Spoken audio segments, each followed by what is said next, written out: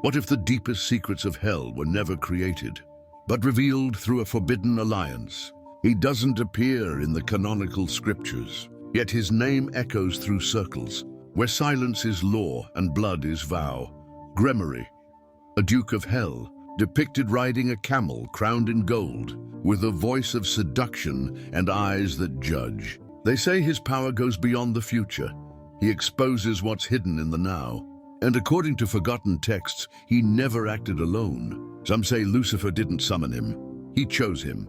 In the pages of the Ars Goetia, Gremory holds the 56th position among the 72 infernal spirits. But there's a disturbing gap in modern interpretations. Why would a spirit devoted to unveiling hidden truths ally himself with the Prince of Lies? Or are lies and truth simply two sides of the same symbol? What if Gremory's true role was to protect secrets until the time was right? In the inner circles of occult tradition, whispers tell of a dark light alliance, a conspiracy between the banished archangel and the revealing duke, forged not to rule but to infiltrate. According to the Liber Obscura Veritas, a manuscript attributed to an excommunicated monk in the 13th century, there were rituals where Gremory's name was invoked not to foresee, but to prepare. Prepare for what? A time when hidden knowledge would outshine blind faith. In the region of Olby, southern France, esoteric symbols connected to the Cathars were found, mentioning a bearer of light and a herald of secrets walking side by side.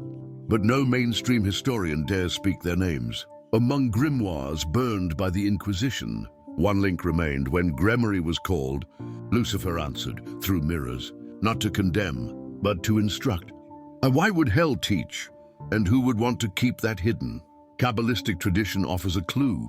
Gremory, whose name may trace back to the Hebrew, Gumbree, has roots in words meaning completion, the closure, or final revelation. Among Luciferian circles, this was reinterpreted as the seal of truth, a spirit that does not bow to falsehood, but transforms it into symbol. In 15th century grimoires, one detail stands out. Gremory often appears holding a mirror in his left hand, a classic symbol of vanity or a direct gateway into awareness. What if the mirror didn't reflect the demon, but what's hidden within us? According to the theory of speculum luciferi, secretly published in the 17th century by an alchemist, known only as SD, Gremory was an oracle, a medium between realms, capable of translating Lucifer's hidden intentions into human insight, not through words, but through visions, desires, and sudden realizations. This alliance had no shape, only purpose. It didn't rule through force, but through revelation. It didn't punish, it transformed. And this is where the contradictions begin to pile up. If Gremory served truth, why would he align himself with the most infamous of angels? And what if Lucifer actually needed Gremory, not to lead his rebellion, but to make it understood?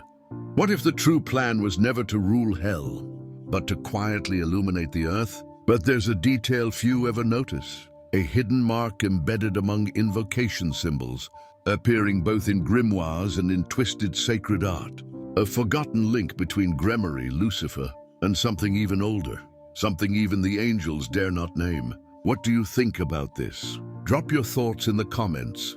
And what if the grimoires weren't fiction, but records of real encounters with intelligences beyond the veil? The first appearance of the symbol was found on a desecrated altar in Trier, Germany, in 1259, carved into wood beneath layers of dried blood. A circle surrounded by three markings, L, G, and a serpentine sigil between them. Experts believe it to be an encrypted monogram, the ciphered union of Lucifer and Gremory. But others see something more, a language only readable through the serpent's mirror. Why do serpents guard hidden knowledge in so many traditions? In Hermetic Kabbalah, the serpent doesn't merely represent temptation, but the code of spiritual transmutation. The one who gazes into the serpent's eyes and doesn't flinch, sees. Gremory with his mirror was the instrument. Lucifer with his black light was the code. Together, they created what occultists later called the speculum pactum, the mirror of the pact. It wasn't a physical object, it was a ritual, a state of awareness in which the summoner did not see demons, but the truths holding their own beliefs together. And that state, according to lost texts like the Fragmentum Animae Noctis, could only be reached when Gremory's name was spoken, after Lucifer's seal was drawn in charcoal and wine. What exactly did these entities want humanity to see? Perhaps as hinted in fragments of the Book of Honorius, their purpose was never to corrupt, but to expose, to unmask what we call faith, to unravel the systems built on fear and silence, in one of the most feared and omitted rituals from most modern editions of the Goetia. There is a clause known as veritas condita, a dark oath in which the summoner agrees to lose everything they love, in exchange for seeing the world as it truly is. What if every pact with Gremory and Lucifer isn't about gaining power, but sacrificing illusion? That's the part no one ever teaches. The vision, they say, is unbearable. Many go mad, but the few who survive write. That's why so many grimoires seem fragmented, incoherent, chaotic. They are the scattered remnants of visions that were never meant to be revealed. What if the pact between Lucifer and Gremory was never about domination, but a project of spiritual liberation, not in a heavenly sense, but toward raw, unveiled truth? Free from dogma, free from illusion. A Jesuit exorcist named Father M. Dante, in the 18th century, left behind a hidden diary where he wrote, "They don't come to possess, they come to reveal, and those who see never sleep again." In abandoned tombs, deep within the restricted corridors of the Vatican archives, there are scribbled half-erased notes, disconnected words. Gremory mirror, Lucifer hidden light, serpens revelatio, speculum pactum, blood, wine, ancestral memory. These notes all point to a single idea. There exists a forgotten ritual that binds them both. A ritual that doesn't summon, it unveils. What if what we call occultism is just another name for remembering what we were forced to forget? But in 1586, something shifts. A grimoire found in Prague reveals a third name, a third presence within the pact. Someone or something that watches Lucifer and Gremory in silence and demands the final price. If this spoke to you, like the video, and helped spread the word, what if hell's true power isn't chaos, but the symmetry between what was banished and what was revealed?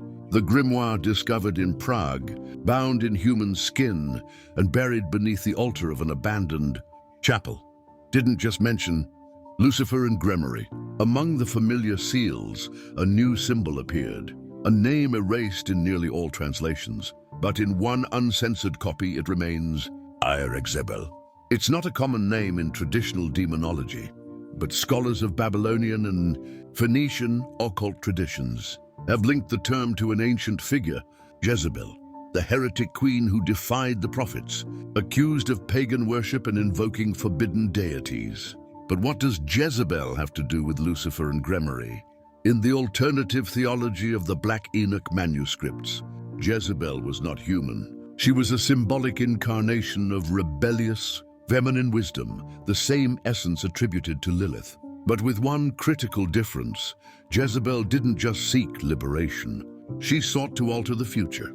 According to the Prague grimoire, Jezebel was invoked to seal the pacts made between the fallen light and revealed truth, a kind of demonic priestess summoned not as an ally, but as a witness and a watcher. What if every infernal pact requires a third eye? Someone who never intervenes, but never forgets? This concept appears in occult circles as the third presence, the entity who ensures forbidden knowledge is passed down without mercy. And this is where the tone shifts. Gremory offers vision, Lucifer light upon darkness, but Jezebel delivers the price. What if the price isn't your soul, but the destruction of the world you knew before the pact? In the Testamentum Arcanum, a lost manuscript that briefly resurfaced in Tsarist Russia, there's mention of a ritual known as the Triformis Pactum. It describes 3 candles. The first, black, represents the fall of ignorance, Lucifer. The second, red, symbolizes the unveiling of the hidden, Gremory. The third, white stained with ash, marks the irreversible loss of innocence, Jezebel. All three must be lit at the same time, and whoever lights them, according to the text, never dreams with closed eyes again. What if hell isn't a place, but a state reached after total revelation? Many who attempted the Triformis Pactum vanished. Others were found with their eyes torn out or laughing uncontrollably. But a few survived, leaving behind fragmented accounts of a council of three entities who revealed truths about humanity's past, the manipulation of the heavens, and the secret behind the original pacts. This trio is what modern occult scholars call the Sub-Council of Hidden Wisdom. And according to these testimonies, it's not just an infernal alliance. It's an ancient project, one that began before the fall, before humans, before light. What existed before the light?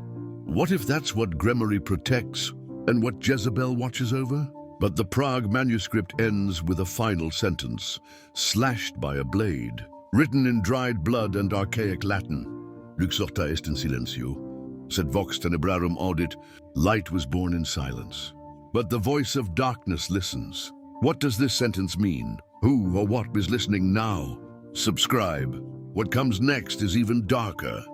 What if the pact between Lucifer and Grimory never ended, but left behind spiritual descendants among us? They were never written into history books, but their names are whispered between torn manuscripts, sigils hidden beneath Renaissance paintings, and forbidden rituals in the basements of ruined abbeys. They belong to the Order of Dagon, founded in 1611. According to missing Vatican archives, this sect operated beneath the ancient city of Ravenna. Its members didn't worship gods. They revered the pact between three entities, Lucifer, Grimory, and Jezebel. But what exactly was this order seeking? According to the Codex Obscura Demonum, written in ink made of charcoal, wine and menstrual blood, the order didn't seek earthly power. They sought unrestricted access to the memories of hell. They believed that by reviving the original pact, they could absorb knowledge that predated human creation. To achieve this, they created the most feared of all rituals, the spiritual birth of hell. This rite consisted of three stages. 1. Invocation of silence, Jezebel, descended in symbolic form and ripped from the summoners, mined all their certainties. 2. Mirroring of desire, Grimory, appeared in the reflection of a mirror, smeared with soot and saliva, revealing the invoker's true desire. 3. Illumination through loss. Lucifer did not appear, but left behind an absence so intense, the summoner felt their identity dissolve. And what was born from this was something new, a spiritual heir of the pact, a child of hell. The Order of Dagon believed these children didn't gain new bodies, but reshaped minds. They could be politicians, artists, or spiritual leaders. They could be anywhere. And the most unsettling part? They had no idea they'd been touched until the right mirror was shown to them. What if someone close to you is one of them? What if you are? Records from Inquisitor Montalto, dated 1673, speak of men and women with glassy eyes who spoke extinct languages in their sleep. These individuals reported visions of underground cities, inverted thrones, and a triangle floating above a cracked mirror. The description repeats across multiple cases, always involving people who had come into contact with ancient texts or unknowingly taken part in forbidden rites. But one pattern emerges. According to the Diarium de Sangre, a book locked away in Rome and never released to the public, all those who carry the spiritual imprint of the pact share one trait. They reject absolute truths and feel they've been watched through reflection since birth. But there's a forgotten event the church tried to erase from history. The fall of Eltz in 1784. A castle seized by Luciferian monks who claimed to have opened, successfully, the final mirror. And what they saw left them blind. What was in that mirror? What was revealed? And why, since that night, are consecrated mirrors covered at dusk in the oldest monasteries? Share this with someone who needs to see what was hidden. What if hell isn't beneath us, but behind the mirror's reflection? The fall of Eltz was never officially acknowledged, but among the ruins of the castle, knife-carved inscriptions remain. Desperate hands etched fragmented phrases in Latin, Aramaic, and symbols that belong to no known alphabet. What was seen cannot be described, only felt, on the night of October 13, 1784. According to secret archives of the Black Order of St. Gall, 3 monks, 3 candles, and an ancient mirror were used to recreate the pact between Lucifer, Gremory, and Jezebel. They followed every step of the Triformous Pactum. But something happened, something that broke reality. When the mirror opened, the monks screamed, but not from pain. They screamed from recognition. What they saw wasn't a demon. It was themselves, in versions that had never lived. Men who had made different choices, who never knew faith, who embraced the abyss without regret. But there was more. In the depths of the reflection stood a triple figure. Lucifer, eyes closed, Gremory holding the mirror toward himself, and Jezebel silently laughing, holding a glass fetus in one hand and a burning scroll in the other. What does this symbolize? A new creation? A future already written and already in ruins? The vision was so overwhelming that 2 of the monks gouged out their own eyes with shards of glass. The third was found kneeling, repeating the same phrase for days. "We are not ourselves. We are versions dreamed by the pact." The Vatican's secret reports labeled the incident as collective heretical delirium. But experts in ancient grimoires like Elias van Hoor claim the Else mirror revealed a truth deeper than heaven or hell ever dared to admit. The reality we live in is just one layer, shaped by the entities who forged the pact.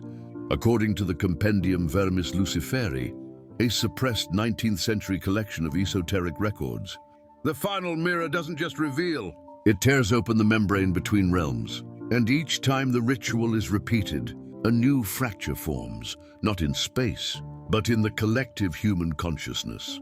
What if spiritual crises, psychotic breaks, and even obsessive religious behavior are symptoms of a deeper truth trying to surface? Gremory doesn't just reveal. Lucifer doesn't just illuminate.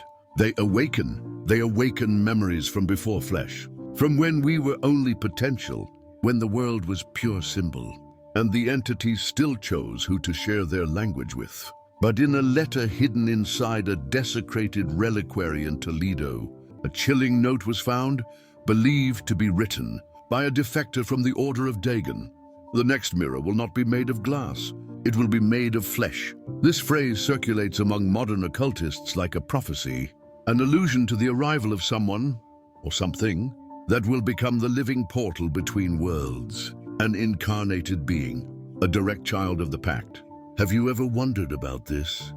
Share your thoughts in the comments. What if the pact between Lucifer and Gremory isn't just an ancient secret, but a seed planted inside someone among us? The message was clear.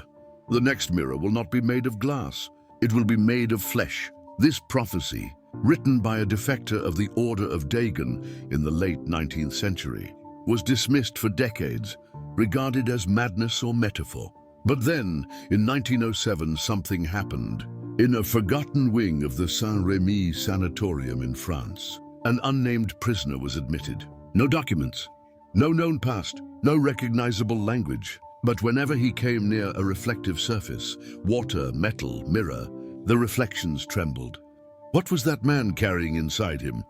Secret reports from the Paracelsus Institute identified him as the first physical trace of the trifold pact. They called him Speculum Vivens, the living mirror.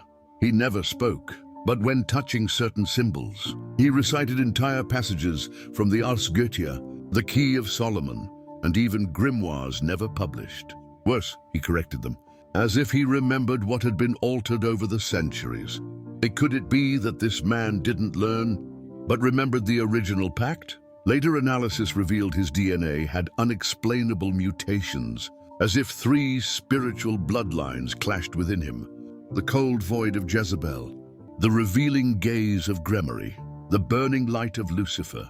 But the most disturbing moment came in 1910, when he escaped his cell, locked himself in a hall of mirrors, and etched a symbol into the glass with his own blood, an inverted triangle with a closed eye at the center. Below it, a Latin inscription, Filius Pactum, Ego Sum, Son of the Pact I am. After that night, all records of him vanished. Some say he was consumed by fire. Others believe he was taken by a new branch of the Order of Dagon, now renamed the Children of Reflection. This new order believes the living mirror wasn't an accident, but the first of many, that the union between Lucifer, Gremory, and Jezebel was never just a ritual. It was a spiritual seeding program, a hidden project to incarnate truth within human bodies. And with every repeated ritual, every grimoire read, every sigil drawn, another shard of the mirror awakens inside someone. And what if that someone is you?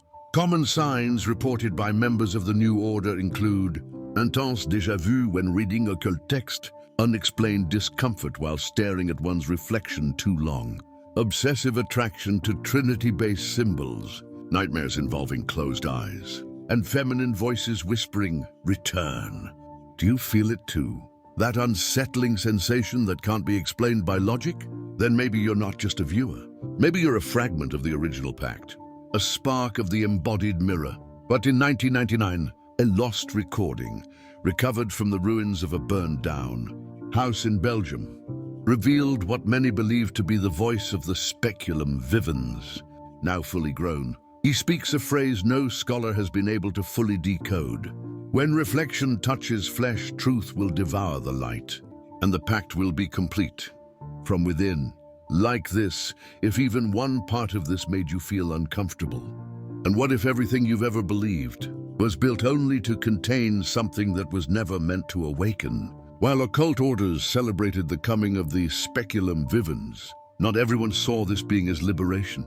In never-released files from the Congregatio de Occultis, saw a secret branch of the Vatican. There are records of a group formed in 1924 with one mission: to neutralize the mirror, to prevent the fulfillment of the pact, to seal the living reflection. They called themselves the Circle of the Seal.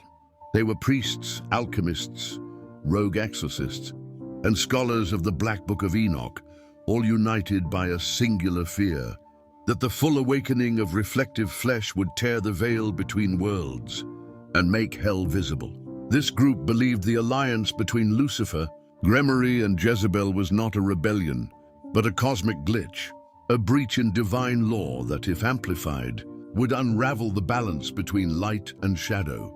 What if the danger isn't hell itself, but the fact that it might begin to exist inside us? The Circle of the Seal developed reverse rituals, anti-goetic liturgies and counter-invocations that didn't summon, but erased, using martyrs' blood, pages torn from apocryphal gospels, and bones of prophets buried outside holy ground.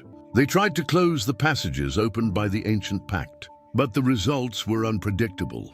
In 1937, during one of these rituals in Vienna, a priest from the circle pronounced the formula of obscuratio speculi in front of a mirror once owned by Aleister Crowley. The reflection didn't vanish. It responded. The wall cracked. Everyone present stopped breathing, but remained standing for exactly 12 minutes. Their eyes turned inward, and then one phrase was recorded by the only survivor. The seal doesn't stop the truth.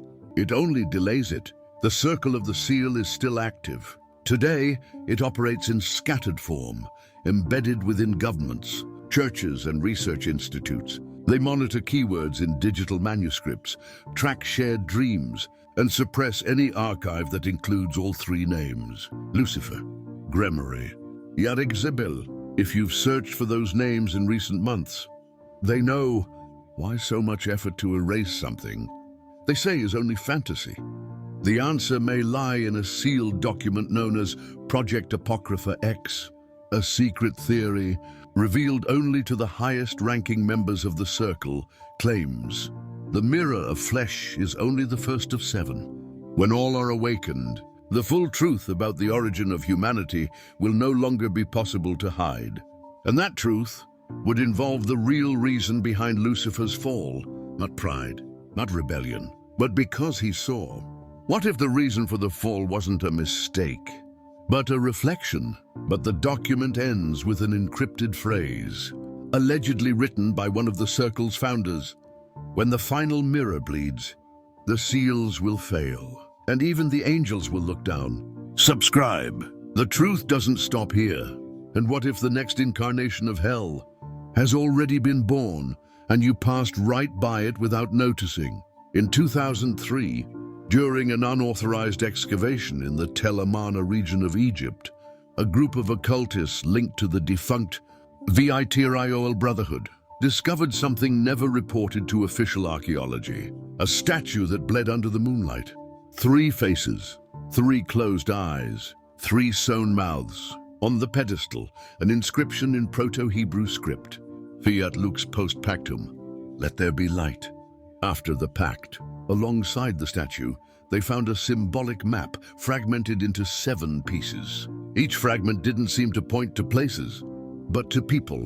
7 beings marked by unique spiritual signs. 7 living mirrors. And what if the next reflection of flesh is already among us, just waiting to be activated? Unofficial reports from the Vatican's Spiritual Intelligence Division, leaked by an anonymous hacker in 2011, mention the case of a young girl in Palermo, Italy.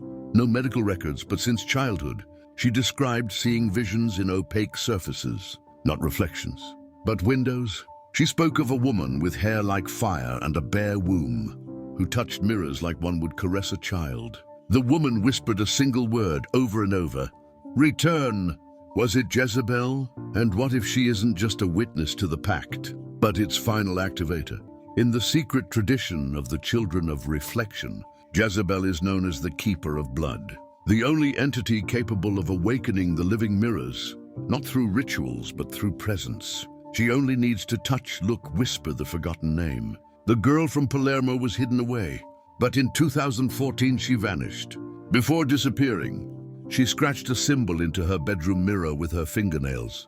An inverted triangle, 2 curved mirrors on each side, and at the center a weeping red eye. Similar reports began to surface in Bogota, Istanbul, Prague, Recife, Kyoto, and Oslo. Children and teenagers exhibiting the same behavioral patterns: extreme fear of clean mirrors, fascination with unfamiliar female voices, dreams involving talking mirrors, repeating phrases like, "She's coming back. I am the doorway. We are 7." Could we be witnessing the multiplication of the pact? What if each of these mirrors is just an extension of the original? And where is Jezebel? According to the Book of Nadia, a lost manuscript among the Canaanite Gnostics, Jezebel has no fixed form. She inhabits moments, voices, fragments of lucid madness, and she can manifest through any being touched by the 3 names of the pact. She doesn't persuade. She doesn't corrupt. She awakens. And when the next mirror is touched by her presence, the circle of the seal won't be able to contain it, or erase it, or silence it. Have you ever felt like someone was watching you from inside the mirror? But in a leaked audio recording, intercepted in 2021 by an anonymous source, a female voice sings in Aramaic, a forgotten melody.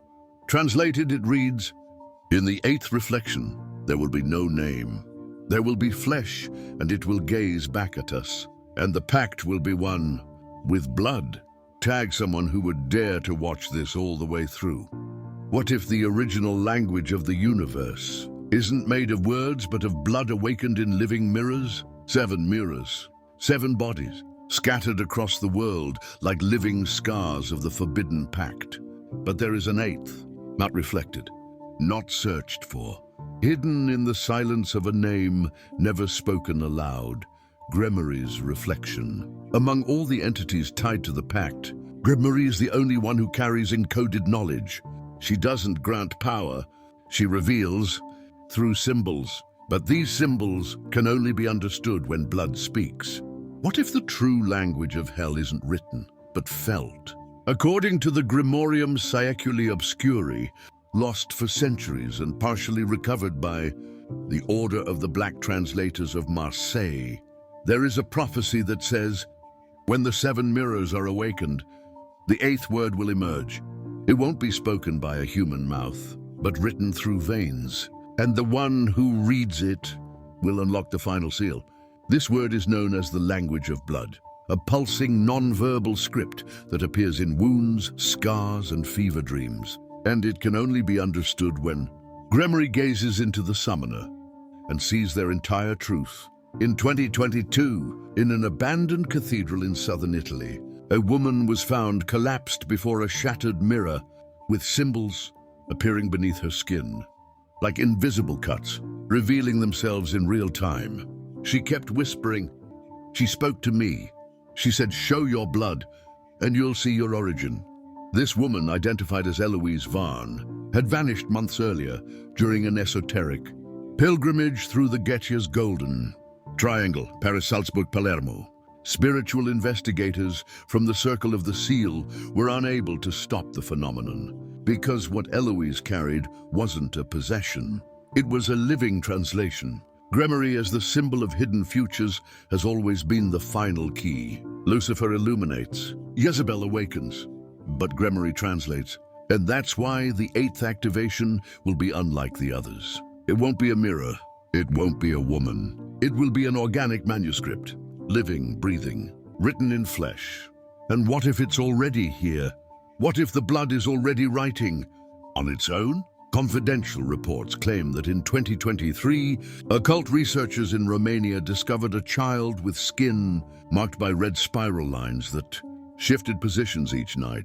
She does not speak, but when shown the name Grimory from ancient grimoires, she smiles. At this stage, Grimory no longer appears as an external figure. She comes from within, as an echo, a symbolic translation of what blood has always tried to say, but never could. What if the true hell is realizing that everything you believed was simply the wrong language? But the 8th reflection, the final sign, will arrive through inversion, a mirror that doesn't reflect who you are, but what you lost when you were born. And when it is read, God's name will be spoken backwards, not in blasphemy, but in clarity. If this disturbed you, that was the point. Leave your thoughts below. American English translation with subtle adaptations. What if the original language of the universe wasn't made of words, but of awakened blood in living mirrors? 7 mirrors, 7 bodies, scattered across the world like living scars of the forbidden pact. But there is an 8th, not reflected, not sought after, hidden in the silence of a name never spoken aloud, Grimory's reflection. Among all the entities bound by the pact, Grimory is the only one who carries coded knowledge. She doesn't grant power, she reveals through symbols, but these symbols can only be understood when blood speaks. What if the true language of hell isn't written, but felt? According to the Grimorium Saeculi Obscuri, lost for centuries and recovered in fragments by the Order of the Black Translators of Marseille, there is a prophecy that says, when the 7 mirrors awaken, the 8th word will rise. It will not be spoken by a human mouth, but written through veins, and the one who reads it will break the final seal. That word is known as the language of blood, a pulsing, non-verbal script that appears in markings, wounds, and fevered dreams. And it can only be understood when Grimory looks inside the summoner and sees their entire truth. In 2022, inside an abandoned cathedral in southern Italy, a woman was found collapsed in front of a broken mirror, with symbols appearing beneath her skin, like invisible cuts, revealing themselves in real time. She kept whispering. She spoke to me.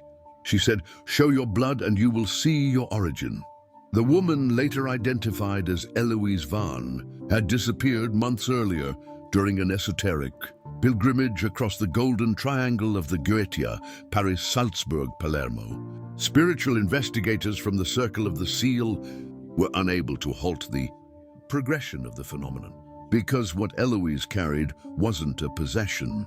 It was a living translation. Grimory, as the symbol of hidden futures, has always been the final key. Lucifer illuminates, Jezebel awakens, but Grimory translates. That's why the 8th activation will be different. It won't be a mirror. It won't be a woman. It will be an organic manuscript, alive, breathing, written in flesh. What if it's already here?